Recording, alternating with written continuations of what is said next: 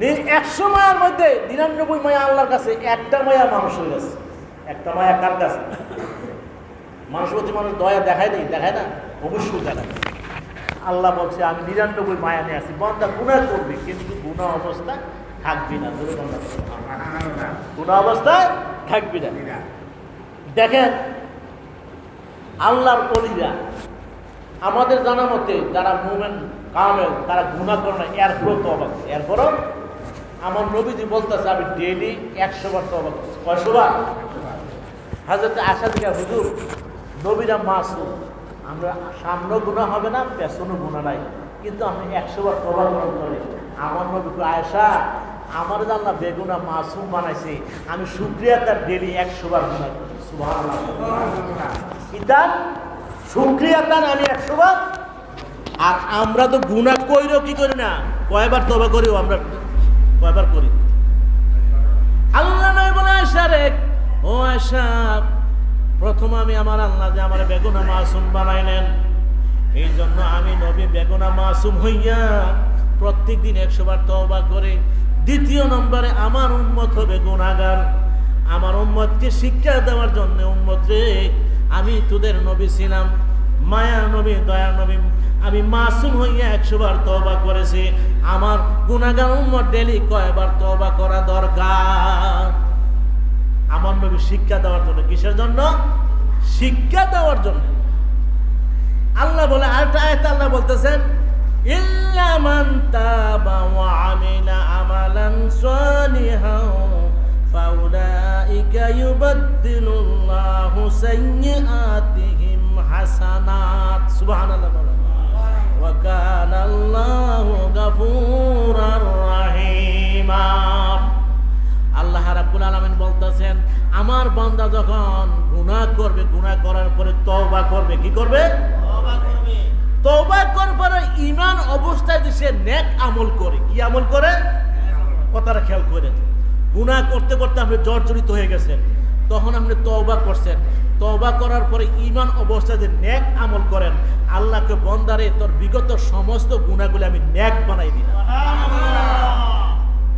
দেখছেন নি আমরা কেমন দয়াল তার আল্লাহ পাইছি?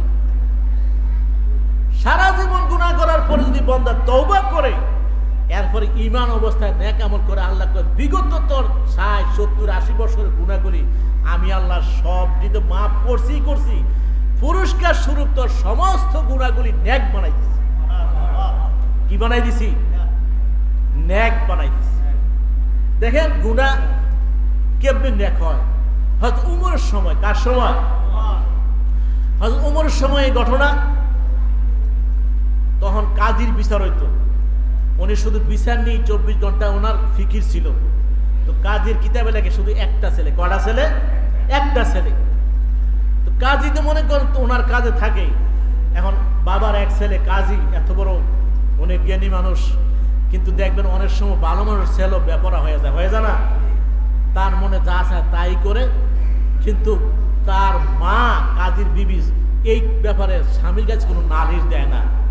কাজী মানুষ বিচার করে ফুটদের অন্যায় না জানে কি করে বসে, আল্লাহকে কুদরত এই অবস্থায় কাজী মারা গেছে। ঠিক আছে, এখন তো ছেলে এমন ব্যাপারা হয়েছে, অর্থাৎ এমন কোনো কাজ নাই সে যে করতে পারে না। তার মা কয় দেখি তুই দে, ডেইলি কয়টা কাজ করি, কয়টা অন্যায় করে, এটি একটা খাতার মধ্যে নাম্বার করে লিখতেছে। আজকে 5টা, কালকে 7টা, পরশুদিন 10টা, এইভাবে লিখতেছে। লিখতে লিখতে তার এমন অবস্থা হইলো, ভালো মানুষের ছেলে যে খারাপ হয় তখন কিন্তু সমাজ লোক একটা ফোড়া দেয়, হেই বেটা তোর বাপ এত ভালো মানুষ ছিল, তুই কেমনে হইলি? চতুর্দিকটা যখন এই সমালোচনা শুরু হয়েছে, এখন মায়ও জায়গা দেয় না, তুই এত ভালো মানুষের প্রতি এত খারাপ হইলি, তোর আর বড় কোনো জায়গা নাই, সমাজ লোকের তুমি সমাজতে বের হয়ে যাও, সবাই তার সমান না। শেষ পর্যন্ত সে জিদ্দে করলো কি, বাড়িতে বের হয়ে বনে চলে গেছে। জোরে কন্যা সুবহানাল্লাহ। কিতাবে লেখে সে নাকি বনের মধ্যে যাই একটা গাছের মধ্যে বসছে। কি বসছে? গাছের মধ্যে বসতে দেরি আল্লাহর কুদরতে ওই গাছের ফাটাগুলি মানুষের মতন কথা শুরু করে দিচ্ছে। বলতেছে কাজীর ছেলে, যুবক তুমি কি গুনাহ করছো আমি জানি না, আমার প্রত্যেকটা গাছের পাতা আল্লাহর নামের জিকির করে, যেই মাত্র তুমি আমি গাছের নিচে বসলা আমার প্রত্যেকটা পাতার জিকির বন্ধ হয়ে গেছে, তুমি তাড়াতাড়ি আমাকে দূরে সরে যাও। সুবহানাল্লাহ। একটা মানুষ যদি এই কথাটা গাছের থেকে আওয়াজটা আসে, তার অনুভূতিটা কেমন হবে? সুবহানাল্লাহ,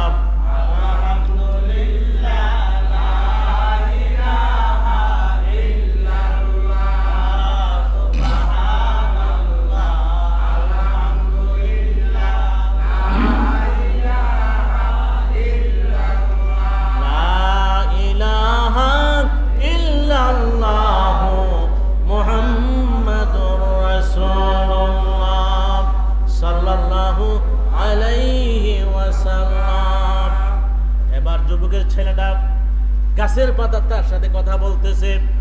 যুবকের ছেলে, আমরা জানি না ও কাজীর ছেলে, যুবক তুমি কি অন্যায় করেছো? তুমি যেই মাত্র আমি গাছের নিচে বসলাম, বসতে দেরি আমার প্রত্যেকটা পাতা আল্লাহর নামের জিকির করে, বসতে দেরি জিকির বন্ধ হইতে দেরি নাই, যাও যাও তাড়াতাড়ি তুমি আমার গাছের গোড়াতে সরে যাও। এই কথাটা শোনার পরে যুবকটা পাগল গেল, হায় হায় আমি কি এত অপরাধ করলাম। এবার একটা দৌড় দিয়ে পাহাড়ের উপরে উঠেছে, মনে মনে চিন্তা করে পাহাড়ের উপরে উঠে দেখি আমার জায়গা হয় কিনা। যেই মাত্র পাহাড়ের উপরে উঠেছে, আল্লাহর কুদরত বোঝা যায় না, সে শুনতে পায় পাহাড়ের প্রতিটি ধুলি কণা তাকে বলতেছে, ও কাজীর ছেলে, আমরা জানি না তুমি কি অপরাধ করেছো, যেই মাত্র তুমি আমার পাহাড়ের মধ্যে উঠলা, উঠতে দেরি আমার প্রত্যেকটা বালু কণা আল্লাহর নামের জিকির বন্ধ হইতে দেরি নাই। এবার যুবক ছেলেটা আরো অস্থির হয়ে গেল, হায় হায় আমি কি এতই অপরাধ করে ফেললাম। এবার যুবক ছেলে চিন্তা করলো, গাছে আমার জায়গা দেয় না, পাহাড়ে আমার জায়গা দেয় না, আমি সাগরের মধ্যে জাপ দিয়ে দেব। এবার দৌড় দিয়ে সাগরের মধ্যে পড়ে গেল। সাগরে পড়তে দেরি, সাগরের প্রত্যেকটা পানি কণা জবান খুলতে দেরি নাই, বলতেছে, যুবক জানি না কি তুমি অপরাধ করেছ, যেই মাত্র তুমি আমি সাগরের মধ্যে জাপ দিলা, আমার সাগরের প্রত্যেকটি পানি কণা আল্লাহর নামের জিকির করে, তুমি নামতে দেরি আমার পানি কণার জিকির বন্ধ হইতে দেরি নাই।